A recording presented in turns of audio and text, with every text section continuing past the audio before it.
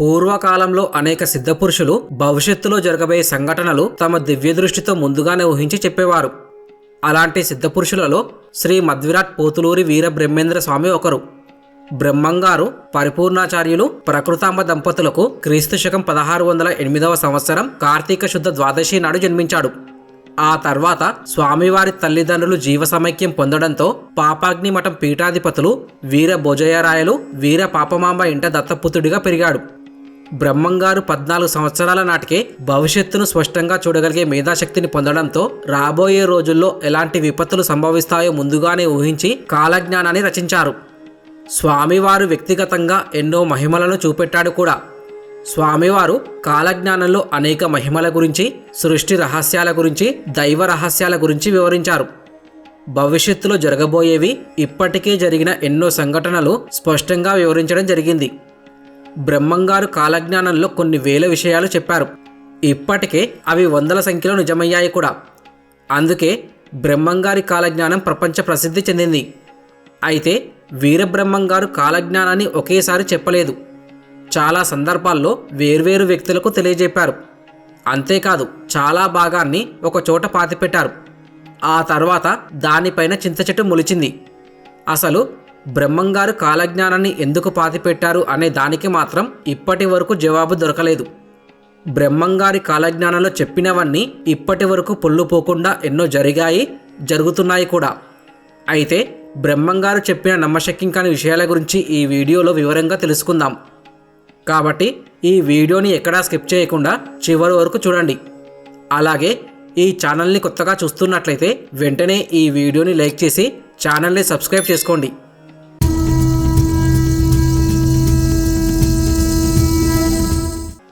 బ్రహ్మంగారికి చిన్న వయస్సులోనే విశేష జ్ఞానం లభించింది. ఎక్కువ ఆత్మచింతన, మితభాషణం అలవడింది.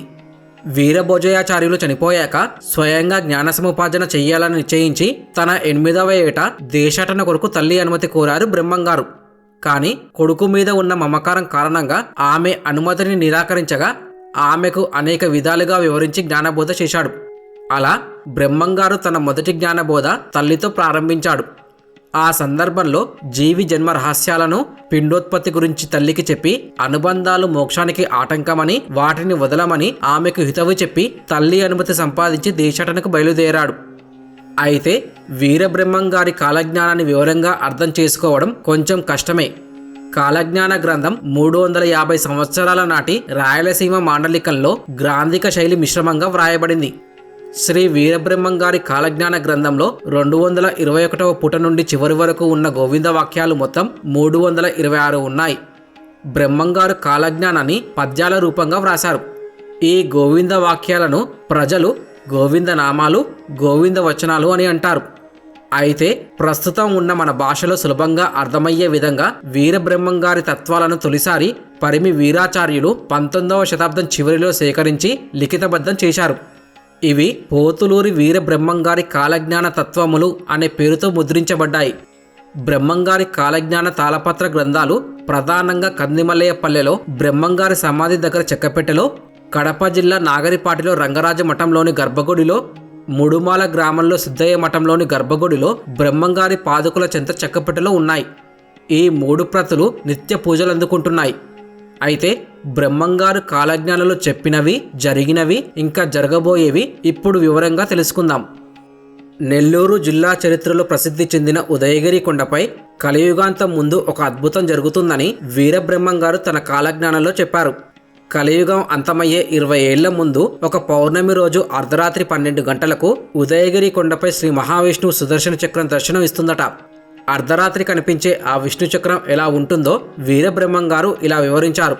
పట్టపగలు సూర్యగ్రహణం మధ్యలో గ్రహణం ముసురుకున్న సమయంలో సూర్యుడి చుట్టూ ప్రకాశించే దృశ్యం ఎంత అద్భుతంగా ఉంటుందో అది అంత వింతగా ఉంటుందని చెప్పారు.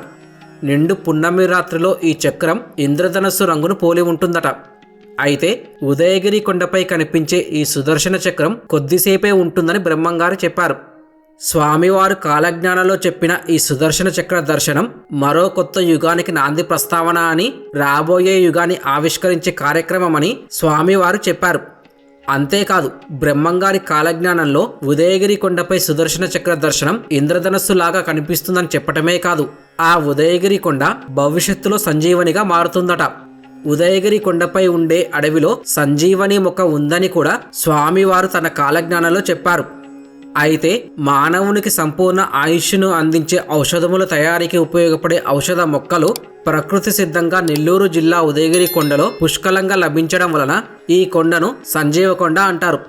సూర్యోదయ మొట్టమొదటి కిరణాలు 3079 అడుగుల ఎత్తు ఉన్న ఈ సంజీవ కొండపై పడుట వలన దీనికి ఉదయగిరి అని పేరు. అంతేకాదు, ఈ సంజీవ కొండకు తూర్పు వైపున ఉన్న గ్రామానికి ఉదయగిరి అనే పేరు వచ్చింది. ఈ సంజీవకొండ నెల్లూరు పట్టణానికి 100 కిలోమీటర్ల దూరంలో పడమర వైపు ఉంది. ప్రకృతి సిద్ధమైన కొండ లోయలలోని పచ్చని చెట్లు రమణీయతను గొలుపుతూ ఆహ్లాదంగా అనిపిస్తుంది. కొండపై నుంచి జారే జలపాతం, ఈ ఉదయగిరి కొండపై నుంచి కాలువ ద్వారా ప్రవహించిన నీరు ఉదయగిరి గ్రామవాసుల దాహార్తిని కూడా తీరుస్తుంది. ఈ ఉదయగిరి కొండ మీద ఎన్నో చారిత్రక నిర్మాణాలతో పాటు ఈ కొండపైకి వెళ్లేందుకు కొంతవరకు వెడల్పైన రాతిమెట్ల సౌకర్యం కలదు. అయితే సరస్వతీదేవిని దుకాణాలలో అమ్ముతారని స్వామివారు అన్నారు. వీరబ్రహ్మం గారు ఆ కాలంలో ఎలా ఊహించి చెప్పారనేది మనకు నిజంగా ఆశ్చర్యం అనిపిస్తుంది. ఈ రోజుల్లో చదువుకోవడం అనడం కంటే చదువు కొనడమే జరుగుతుంది. నర్సరీ నుండి చూసుకుంటే ఏ చదువైనా సరే లక్షలు పోసి కొనాల్సి వస్తుంది. నిజంగానే చదువు అనేది అమ్మకపు వస్తువు అయింది. కష్టపడి చదవకున్నా కూడా పాస్ చేసే స్కూల్స్, కాలేజీలు వచ్చేశాయి. అది కూడా వద్దనుకుంటే డైరెక్ట్గా వెళ్ళిపోయి ఎటువంటి సర్టిఫికెట్ అయినా, అంటే ఎటువంటి డిగ్రీ సర్టిఫికెట్ కావాలన్నా కూడా కొనుక్కునే సౌకర్యాలు ఈ రోజుల్లో ఎన్నో ఉన్నాయి. కాబట్టి బ్రహ్మంగారు చెప్పినట్టు సరస్వతీదేవిని అమ్మేవాళ్ళు అమ్ముతున్నారు, కొనేవాళ్ళు కొంటున్నారు. పూర్వం విద్య అంటే గురువుగారి అనుమతితోటి ఆయన దగ్గరే నేర్చుకోవాల్సి వచ్చేది. గురుదక్షిణగా ఏమైనా డబ్బులు ఇవ్వడం లాంటివి ఉండేవి కావు. గురువుని గౌరవించడమే కాదు, దేవుడితో సమానంగా చూసి విద్యను నేర్చుకునేవారు. కానీ ప్రస్తుతం మనం విద్యను ఎలా కొనుక్కుంటున్నామో చూస్తున్నాం. చదువుకి ఎన్ని లక్షలు పోస్తున్నామో చూస్తున్నాం. మరి బ్రహ్మంగారు చెప్పినట్టు సరస్వతీదేవిని దుకాణాలలో అమ్మినట్టుగానే అయింది కదా. అంతేకాదు, ముందు ముందు ముత్యమంత బంగారం కూడా దొరకదు అని స్వామివారు అన్నారు. ఇది అందరూ ఒప్పుకునే వాస్తవం. ఎందుకంటే ప్రస్తుతం బంగారం ధర చుక్కల్ని తాకుతోంది. తులం బంగారం 80,000 రూపాయలకు చేరిపోయింది. ఇక ముందు ముందు తులం బంగారం 2 లక్షలు కూడా చేరుతుంది అంటున్నారు. నిజంగా అంతవరకు వెళుతుందా అంటే వెళుతుంది. ఎందుకంటే ఇప్పటి పరిస్థితులు చూడండి. మనం ఎప్పుడైనా ఊహించామా? తులం బంగారం 80,000 రూపాయలకు కొనుక్కుంటామని ఏ రోజు ఊహించలేదు. అలా పెరుగుతూ పెరుగుతూ కొన్ని లక్షలకు వెళ్ళిపోయినా కూడా మనం ఆశ్చర్యపోనక్కర్లేదు. తులం బంగారం ధర 2 లక్షలకు వెళ్ళిపోయినప్పుడు ఎవరు కొనలేరు కదండి. ఎవరో బాగా డబ్బున్నవారు, అత్యధిక సంపన్నులు కొనుక్కోగలుగుతారు. మరి సామాన్య మనుషులం తులం బంగారం 2 లక్షల రూపాయలు పెట్టి ఎక్కడ కొనుక్కోగలుగుతాం? అదే దీని అర్థం. ముందు ముందు ముత్యమంత బంగారం కూడా దొరకదు అనేది బ్రహ్మంగారి మాట. వీరబ్రహ్మంగారి కాలంలో, తర్వాత రాజుల కాలంలో వజ్రాలు, వైడూర్యాలు, బంగారం ఇవన్నీ కూడా రోడ్ల మీద, అంటే సంతలా పెట్టి అమ్మేవారు. మరి ప్రస్తుతం మనం బంగారం కొనుక్కోవాలంటే ఎన్నో రూపాయలు పెడితే కానీ రావడం లేదు. ఈ విషయంలో బ్రహ్మంగారు చెప్పిన వాక్కును ఖచ్చితంగా నమ్మాల్సి వస్తోంది. అంతేకాదు, అకస్మాత్తుగా ధనం ఓ రోజు విలువలేనిది అవుతుందని బ్రహ్మంగారు అన్నారు. నవంబర్ 8, 2016 అర్ధరాత్రి హఠాత్తుగా 500 రూపాయలు, 1000 రూపాయల వంటి పెద్ద నోట్లను భారత ప్రభుత్వం రద్దు చేసింది. కుబేరుల నుండి కూలీల వరకు ఏం జరుగుతుందో తెలియని పరిస్థితి. అందరూ వారి వద్ద ఉన్న పాత నోట్లను బ్యాంకుల్లో డిపాజిట్ చేయడం కోసం పరుగులు పెట్టారు. ప్రజల చేతిలోని కరెన్సీ రాత్రికి రాత్రి విలువలేనిది అయిపోయింది. అయితే సృష్టికి ప్రతి సృష్టి కల్పించే జీవులు వచ్చెదరు అని బ్రహ్మంగారు చెప్పారు. సృష్టికర్త బ్రహ్మ భూమిపై 84 లక్షల జీవరాశులను సృష్టిస్తే అందులో మనిషి తన అత్యున్నత తెలివితేటలతో మరబొమ్మలుగా రోబోలను, టెస్ట్ బేబీలను సృష్టించాడు. చిత్ర విచిత్రమైన యంత్రాలు వస్తాయి, కానీ చావు పుట్టుకలు మాత్రం కనుగొనలేకపోతారు అని బ్రహ్మంగారన్నారు. సృష్టిని మార్చడానికి మానవులు ఎన్నో ప్రయత్నాలు చేస్తున్నారు, కానీ మనుషుల్ని పుట్టించే యంత్రాన్ని, చనిపోయిన వారిని బ్రతికించే యంత్రాలను ఇప్పటి వరకు కనుక్కోలేదు. ఈ విషయాల గురించి కాలజ్ఞానంలో ఏనాడో చెప్పబడింది. అంతేకాదు, 6 ఏళ్ల పాప తల్లి అవుతుందని కూడా చెప్పారు. బ్రహ్మంగారు చెప్పినట్టే పెరూ దేశంలో పుట్టిన లీనా మెడినా అనే పాప కేవలం 6 సంవత్సరాల వయసుకే ఓ మగబిడ్డకు జన్మనిచ్చింది. ఆ పాప 8 నెలలకే రజస్వల కావడంతో 4 సంవత్సరాలకే బ్రెస్ట్ పెరిగింది. గర్భం దాల్చే సమయానికి లైంగిక అవయవాలు పూర్తి స్థాయిలో ఎదిగాయి. లీనా మెడినా 5 సంవత్సరాల వయసులో తన కడుపు రోజురోజుకు కొంచెం కొంచెం పెరగడంతో కడుపులో కణితి ఏదైనా పెరుగుతుందేమో అని భయపడ్డ తల్లిదండ్రులు ఆ పాపను ఆసుపత్రికి తీసుకెళ్లారు. అయితే టెస్ట్ చేసిన డాక్టర్లు షాక్ అయ్యారు. అప్పటికే లీనా మెడినాకి ప్రెగ్నెన్సీ వచ్చి 7 నెలలు గడిచిపోయాయి అని చెప్పారు. 1939 మే 4న ఈ సంఘటన జరిగింది. ఆ తర్వాత లీనా మెడినా ఒక మగబిడ్డకు జన్మనిచ్చింది. ఆ పిల్లవాడు 40 సంవత్సరాలు బ్రతికాడు.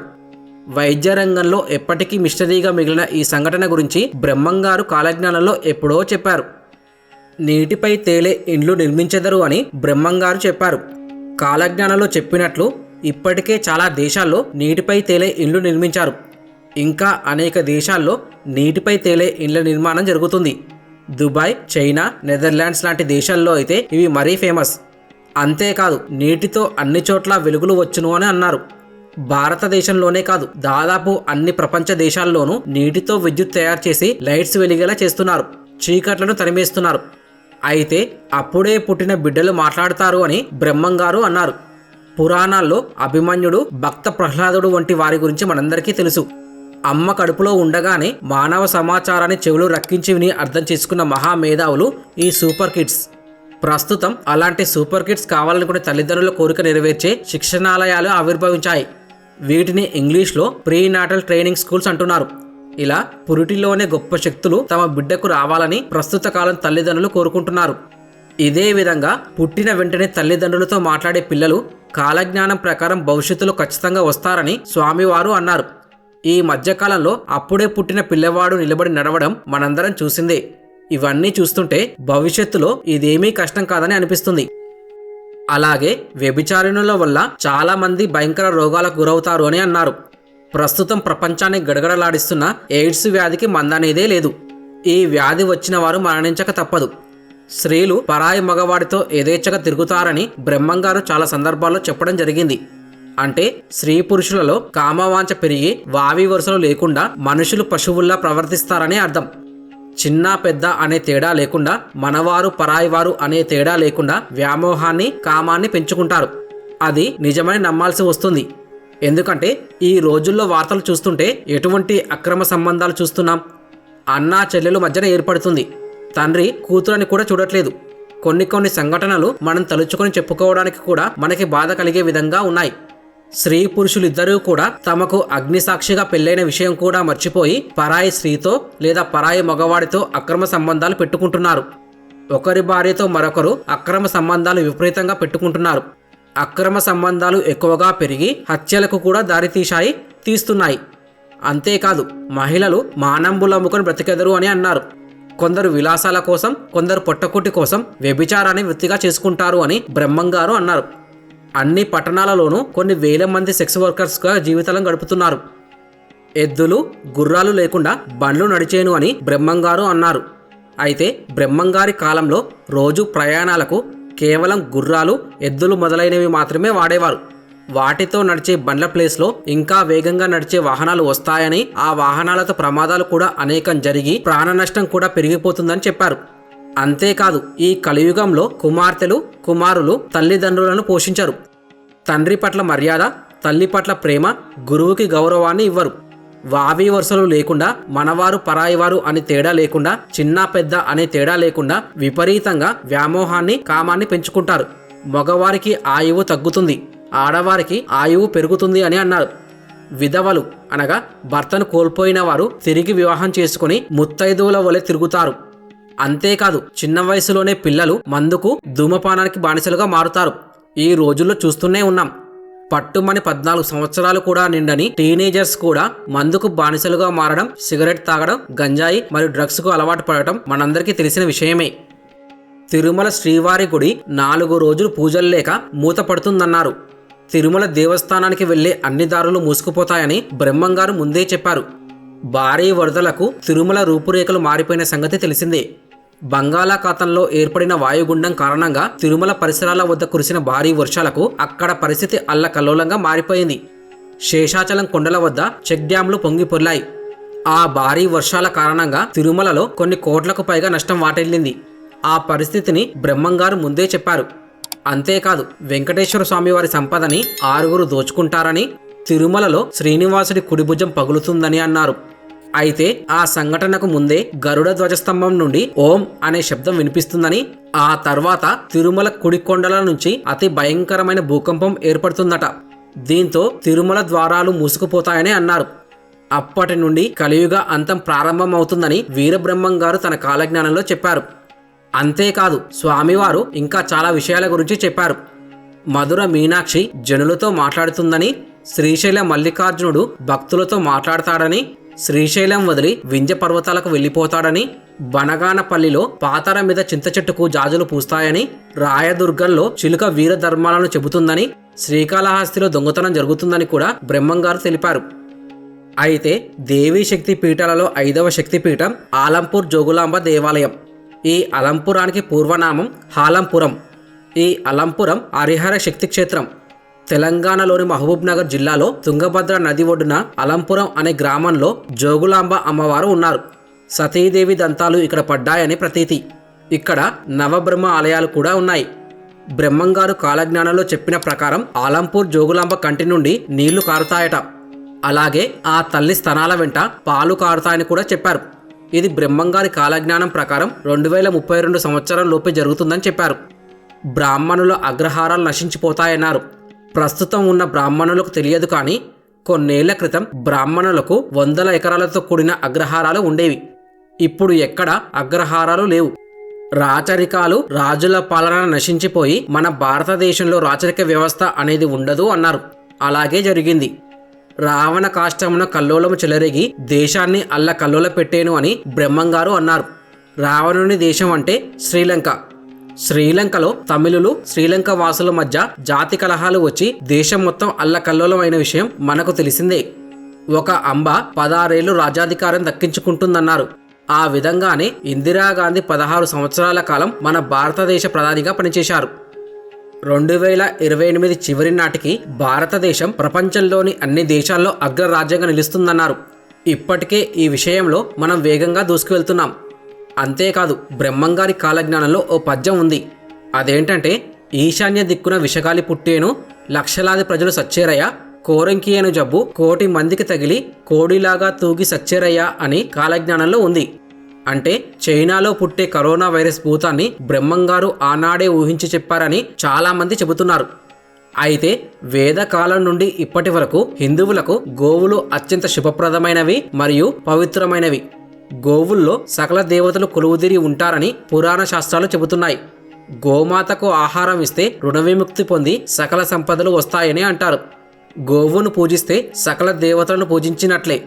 గోప్రదక్షిణ చేయడం అంటే భూప్రదక్షిణతో సమానం. బ్రహ్మంగారు అచ్చమ్మగారి ఇంటి అందు ఉన్న గోవులను కాస్తూ బనగానపల్లెకు 2 కిలోమీటర్ల దూరంలో ఉన్న రవ్వలకొండపై కాలజ్ఞానం రాశారు.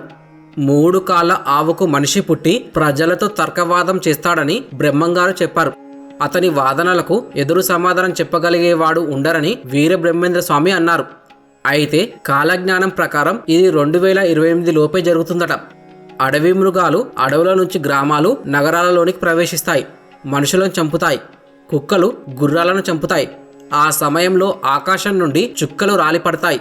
కాశీలోని పుణ్యక్షేత్రం 40 రోజులు పాడుపడుతుందని బ్రహ్మంగారు అన్నారు. స్వామివారు చెప్పిన విధంగానే 1910-12 మధ్యలో గంగానదికి భారీ వరదలు వచ్చి ఆ సమయంలో అక్కడ కలరా వ్యాపించింది. దీనివల్ల ఆ సమయంలో కాశీ దేవాలయం సందర్శించేందుకు భక్తులెవరూ వెళ్ళలేదు. కర్నూలు జిల్లా ఆదోని మండలంలో కప్ప కోడై కూస్తుందని బ్రహ్మంగారు అన్నారు. అలా జరిగితే ఎన్నో వినాశనాలు జరుగుతాయట. గోదావరి నది 12 రోజులు ఎండిపోయి తిరిగి పొంగి పొర్లుతుంది. శ్రీశైలానికి దక్షిణాన కొండల నుండి రాళ్లు దొర్లిపడి చాలామంది ప్రాణాలు కోల్పోతారట. పగిలిన రాతి ముక్కలు లేచి ఆకాశాన ఎగురుతాయని స్వామివారు చెప్పారు. అలాగే కర్ణాటకలో కామాక్షమ్మ విగ్రహం నుండి రక్తం కారుతుందట. విచిత్రమైన ఈత చెట్టొకటి పుట్టి రాత్రులో నిద్రపోతుంది, పగలు మళ్ళీ లేచి నిలబడుతుంది. ఇలా 8 సంవత్సరాలు జరిగిన తర్వాత ఆ చెట్టు నశిస్తుంది. ఇది మొదలు దేశంలో తీవ్రమైన కరువు ఏర్పడుతుంది. మన తెలుగు రాష్ట్రాల్లోని కృష్ణానది కనకదుర్గమ్మ వారి ముక్కు పుడకను తాకుతుందట.